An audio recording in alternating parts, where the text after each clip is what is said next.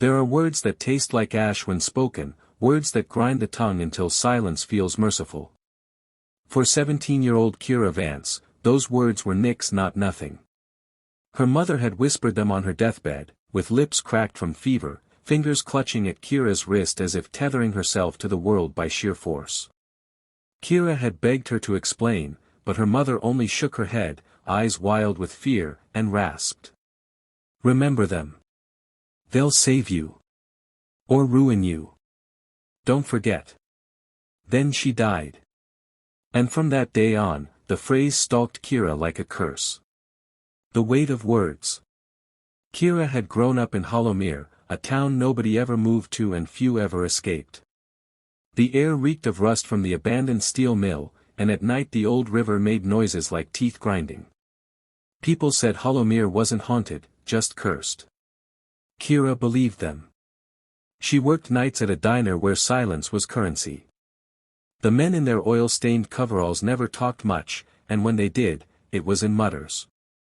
But sometimes, only sometimes, she swore she heard someone murmur the words her mother had left her, "Nix not nothing." Once, when she was refilling coffee for a gaunt trucker, he flinched and dropped his cup the instant she whispered the phrase aloud, testing it. He had left without paying, his face drained of color. That was the moment Kira knew her mother hadn't just been delirious.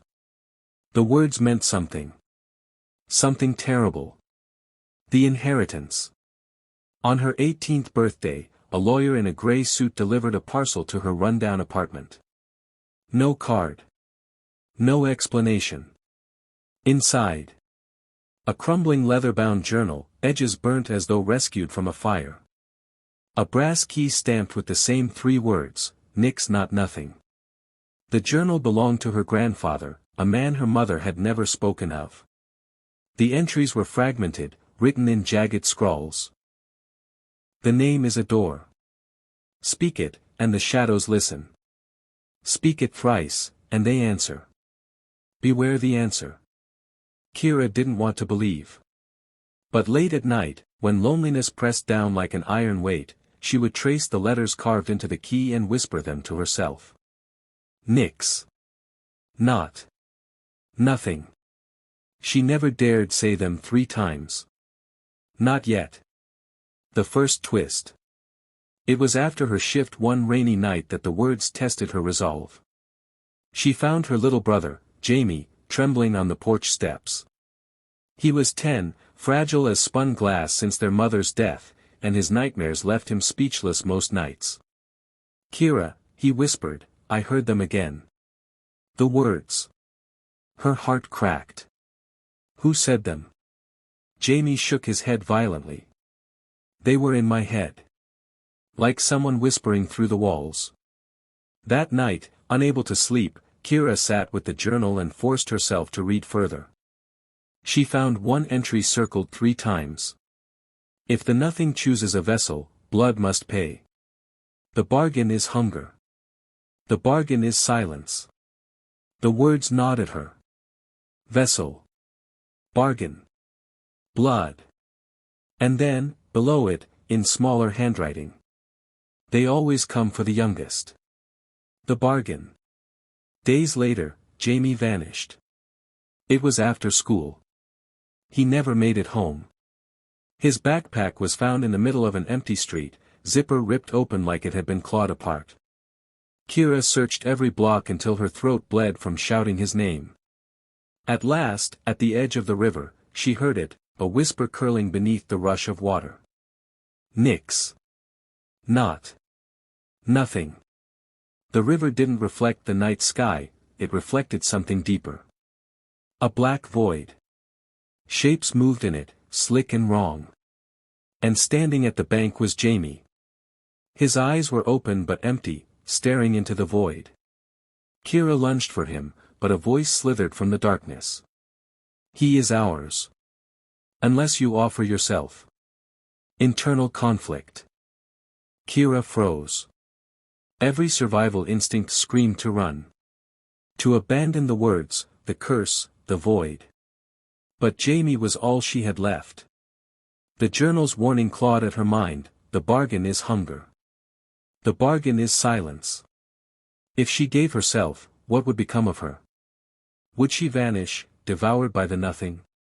Or worse, would she become it? Her mother's voice seemed to echo, remember them. They'll save you. Or ruin you. Tears stung her eyes. She stepped closer to the river. Take me instead. The water rippled, swallowing the moonlight. Then the void spoke again. Say it thrice. The descent. Her throat trembled. Her lips were dry. Still, she said it. Nix. The river darkened further. Not. Shapes writhed beneath the surface, pressing closer, as though eager to taste her skin. Jamie whimpered but did not move, frozen by their hold. Nothing. The void opened. A hand, no, a claw of shifting shadows, shot upward, curling around Kira's arm. It burned like ice. Jamie screamed, stumbling backward, released from its grip. But Kira was dragged forward, into the black water, into silence. The second twist. Kira didn't drown. She woke in a place without horizon. A wasteland of ash under a sky that never ended. And around her moved hundreds, no, thousands, of hollow figures. Their faces were blank, their bodies translucent, like candle smoke barely holding shape. They whispered as they passed. Nix not nothing. Nix not nothing. Kira staggered to her feet. Where am I? A voice answered from behind her. Deep. Familiar. You've come home. She turned, and saw her mother. The truth. Her mother's form was fragile, but her eyes burned with grief. I bargained before you were born, she whispered. The nothing wanted me. But I gave them something else instead. Kira's chest tightened. Me. Her mother nodded. They waited until you spoke the words. Until you chose to open the door yourself. Now you belong here. No, Kira rasped. Jamie, he's safe. That's all that matters. But her mother shook her head. No one is safe. Not while the words live. The final choice. The void shifted around them, forming a throne of shadow. Upon it sat a figure made entirely of absence. A hole in the shape of a man. Its voice was a hiss and a scream at once. You are ours now. Speak, and we will unmake the world with you. Stay silent, and you will fade. Kira felt herself unraveling. Threads of her being pulled taut. She could let go, let the nothing consume her, or she could speak, wield the curse, and unleash it upon everything she loved. She looked at her mother. At the hollow faces drifting endlessly, people who had chosen silence. Then she thought of Jamie, alive but vulnerable. Her decision cracked her heart in two. She opened her mouth. Conclusion. Nix not nothing. The throne trembled. The hollow figures froze. And for the first time, the void recoiled. Because Kira didn't whisper the words as surrender. She screamed them. With fury. With defiance. With every ounce of her will bent not on release, but on binding. The wasteland shook. Shadows shrieked. The throne split down the middle, and the void figure collapsed into smoke.